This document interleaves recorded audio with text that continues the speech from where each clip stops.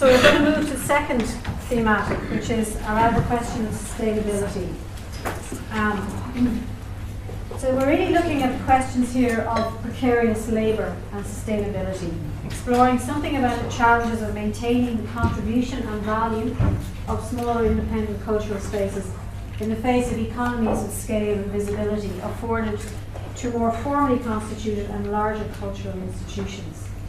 And I suppose in our thinking about this, we were having questioned what kind of labour is this? Yeah, I mean, it very much focuses back on Val's exploration of the history of labour.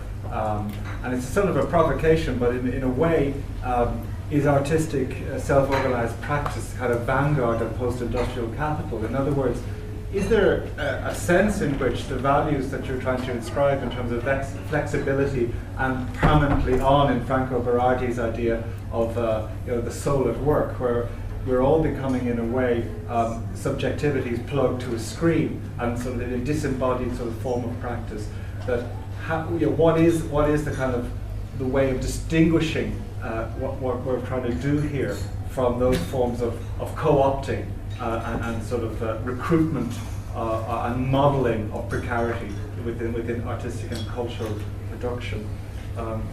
But also, in relation to Jason's presentation, we were thinking in terms of, he was raising a point in terms of the question of sustainability. Are we talking about individualistic modes of operation? And I think he in a very valuable way pointed us to the sort of historic trajectory, if you like, of the artist-led initiative.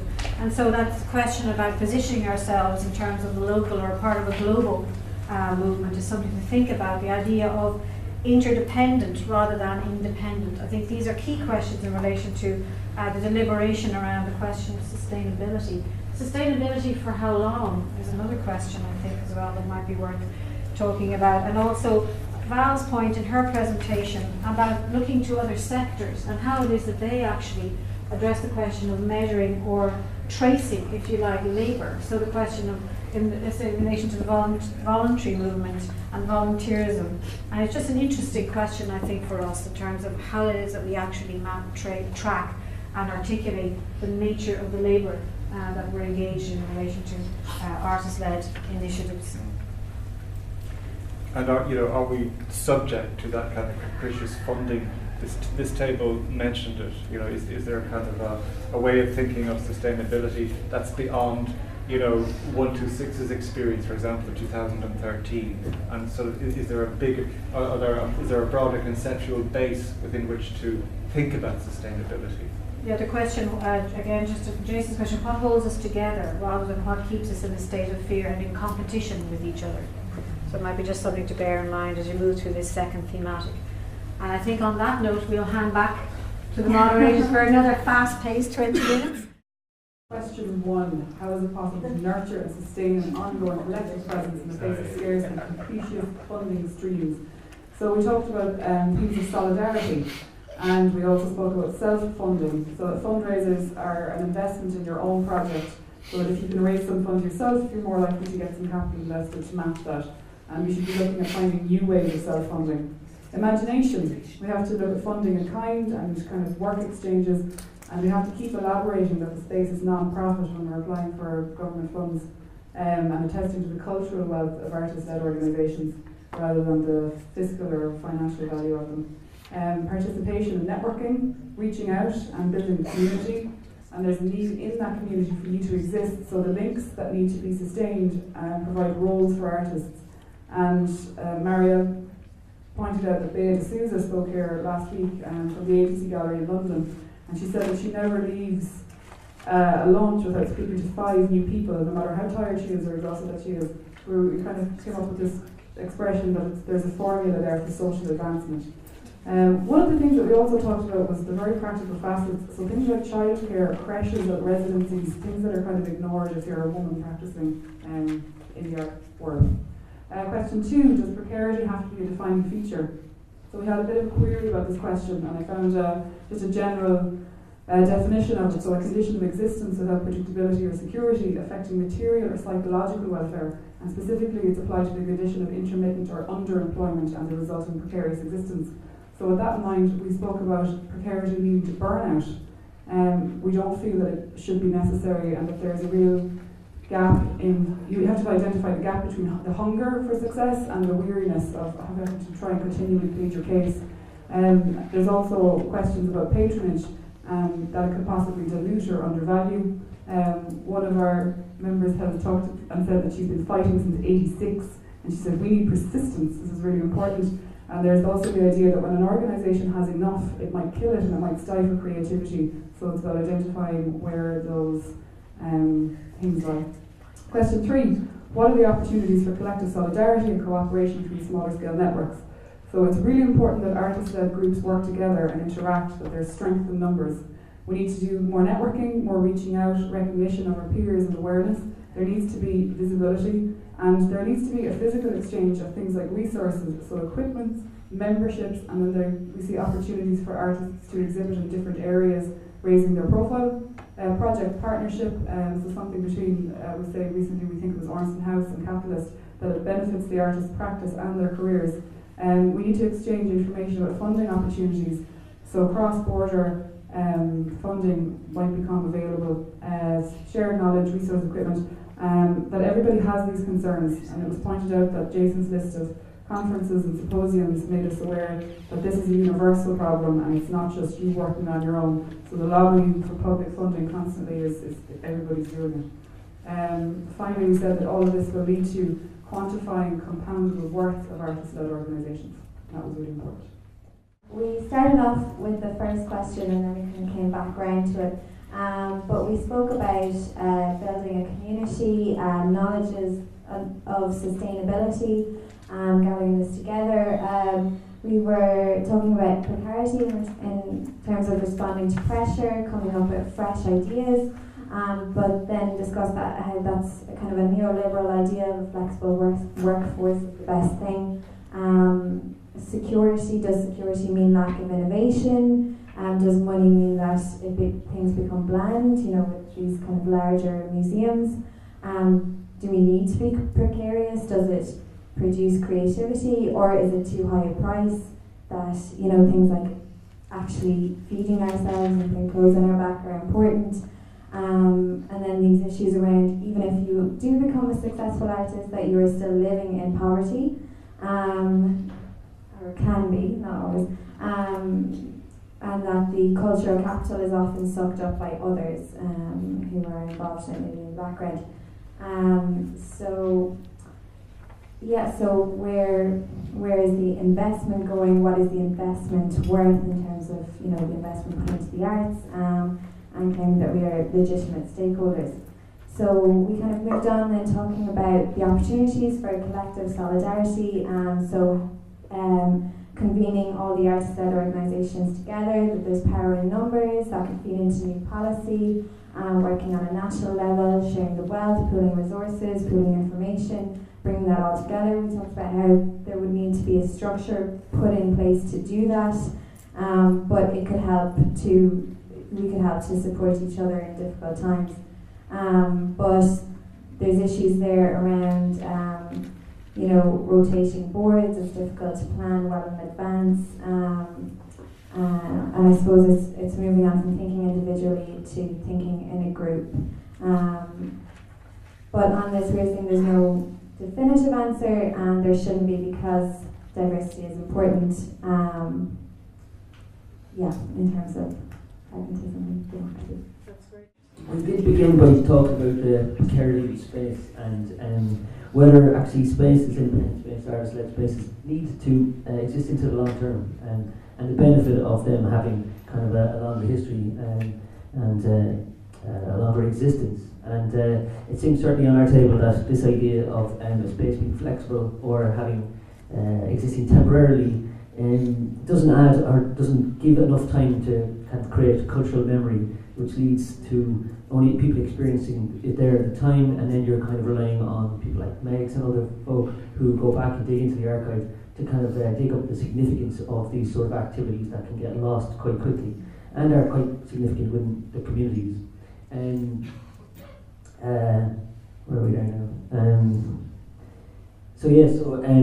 Also this kind of idea that at least with these independent spaces that the value of the long term is that they can create a kind of a public space, a public sphere where ambition can be developed for a range of activities, and most importantly, it was mentioned in our table about criticality, that criticality in the public sphere. So flexibility is a bad idea, pretty much. And we got on to, of course, then talking about the funding and how these spaces end up being so precarious, and that most of the funding goes on utilities anyway, lights, heating, very, very simple and basic things.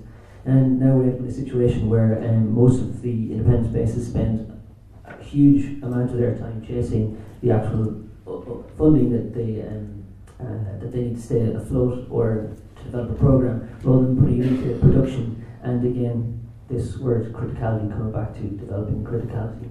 So, but then we also mentioned that there was other kind of examples and other models of independent spaces that kind of pretty much get funded because of their existing model, and it's about, you know, keeping that existing model afloat and selling that model, kind of having a reputational value and, you know, some sort of cachet, because the same model that's gone for 30 years is still being used, and then that can be kind of replicated. And then finally we got on to kind of ideas of pure autonomy. So actually, if all the funding was gone, maybe it's more about trying to think about developing things on the ground, think about other structural things, like being able to set up, you know, independent bars, have cheap insurance, and use corporation spaces and stuff like that, to allow the independent spaces generate their own funding and generate their own initiative, rather than getting these handouts from the government, or being, you know, tied down very, very specifically to governmental funding. That's it. The first question we're saying about how to sustain a collective presence, we were discussing how there's a big reliance on FOSS schemes, the social enterprise schemes, to be able to keep people going while they're involved in these organisations.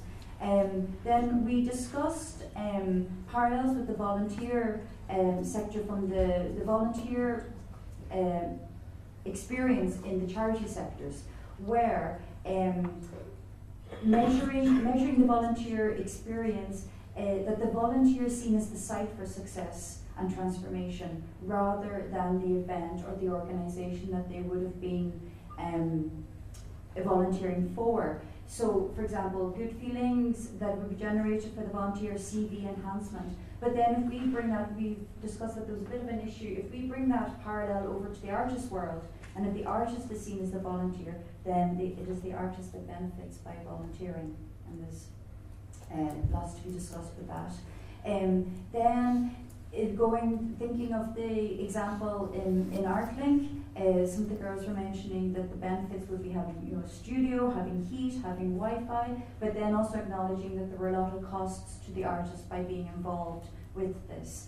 Then when we looked at the example of 126 with the funding, how did we continue to survive? It was by downsizing and blind faith for a couple of months and just tightening our belt just until we entered another funding stream.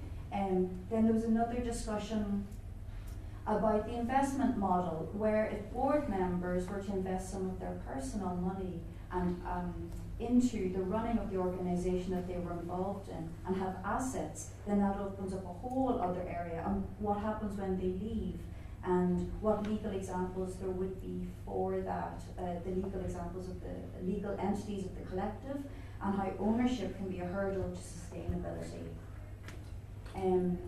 We also discussed how being part of artist-led organisations was not in isolation to all the other parts of your life.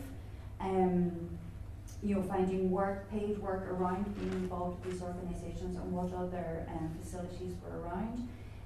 Then briefly on the precarity issue, we felt that yes, precarity did have a very important role to play, keeping an edginess and keeping everybody involved sharp.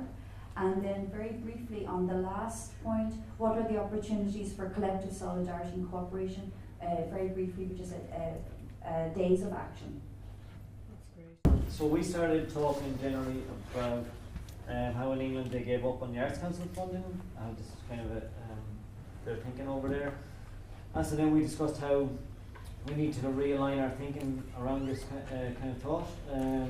How it's not about funding, it's more about investment, and the WASP scheme was mentioned in Scotland. So instead of us becoming territorial, the conversation needs to move on from that.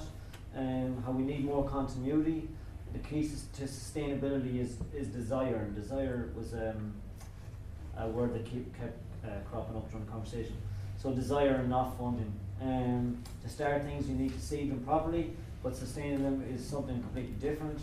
And the ongoing support for that is something that's completely different. How there was economic sustainability, but also motivation sustainability, which is linked back to the desire. And what was your original intention as an organisation? So when we moved on to precarity, how it was associated with risk, and how this can be a form of, and how this risk can be a form of emotional precarity. With the volunteer aspects, talking about the sacrifice, the vulnerability, the precarious, that's all interlinked, and it's not sustainable at all. And how precarity comes with certain levels of exploitation and vulnerability. So then, are we doomed, or can we move out of this precarity? And that was kind of linked back to how we were talking about the availability of the 24/7 worker, how that model can't be sustained, and there's the original kind of notion of the artist as a precarious worker, and how you're supposed to be constantly risk taking. So that was kind of bashed back a lot. Which then moved on to kind of organisational funding. How with a bigger budget comes more responsibility, more paperwork, things like that. So with smaller funds, it possibly comes greater freedom, and then this freedom allows you as an organisation to be more agile, but not flexible, and to be responsive. And nimble-footed was mentioned, which is a nice phrase. And then, which kind of we were talking about in our first bit, but do people have to compete? Large question mark. And do people need to resist this criteria that enables competition? So there's a presumption. There was also a presumption that we are all supportive of each other, and why would we cooperate? So that was an assumption for us. And then the reason you reach out to like-minded groups is about desire again. But people get tired, and you need to tap into new ideas. So back again to everyone needs to review our past aspirations, and you constantly need to attain to the health of the organisation. And then finally, wrapping it up, was talking about our moral and ethics, and that, I've spoken pretty sentence about it, but our core values should be of transparency and trust and friendship, which used to be there but aren't there now. That's great, thanks very much. In the first question about ongoing collective presence, we agreed that there wasn't enough interconnectivity between arts-led spaces, and that they should come together to lobby and to support each other, perhaps through meeting a few times a year as one unit, because these meetings happen an awful lot, it was mentioned, and it's the same kind of things being spoken over and over again. And then Jason was talking about Midwest in a case where 12,000 artists applied together to fund a project and successfully got funding from the Arts Council through collective action. And there were suggestions to do that with the kind of models that we have in arts-led institutions, for example, in 126, using all their members to come together and advocate for some kind of funding for the institution so that there's more power in numbers. We also talked about international networks, Occupy Space going to Stockholm, and the possibility of experience sharing and lobbying, meaning that we don't all burn out as quickly as might otherwise. I'm not really sure how this came up again, but we were talking about art labour as a possibly youthful activity or a youthful attitude, and how that relates to kind of sustaining your own energy. And then the question about precarity, I think it was kind of unanimous at the table that we agreed precarity was a dangerous thing to be striving for or idealising. There was a suggestion that we maybe have the power to make precarity or precariousness elsewhere and make other institutions vulnerable instead of ourselves. Jason was also spoke about the fact that precarity may not be the right language to define art spaces, because they don't come together out of need, they come together out of fear, and how that's a different dynamic. Framing it again within the kind of art historic and seeing it through a different angle that's not just about need. I can't read my writing there. So, then we moved on to talking about what happens when arts-led institutions get more and more funding and eventually become institutions in themselves and companies, and how that might affect their status or their activity.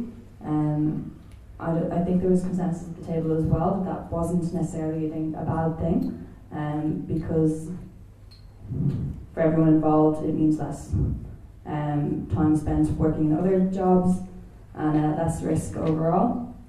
And there was a kind of dubious question about if funding should go to paying the artists or the staff working there, if you had to choose between one. And then the third question, we mostly first talked about the question in terms of a Derridian deconstruction of it, because we were confused by the wording. There was problems with the word opportunity in relation to other kind of languages such as flexibility and freelance. The idea of solidarity being coming after the word collective, as if those two things were separate somehow. And then the question in relation to the first and how those two differentiated. So we were talking about maybe instead of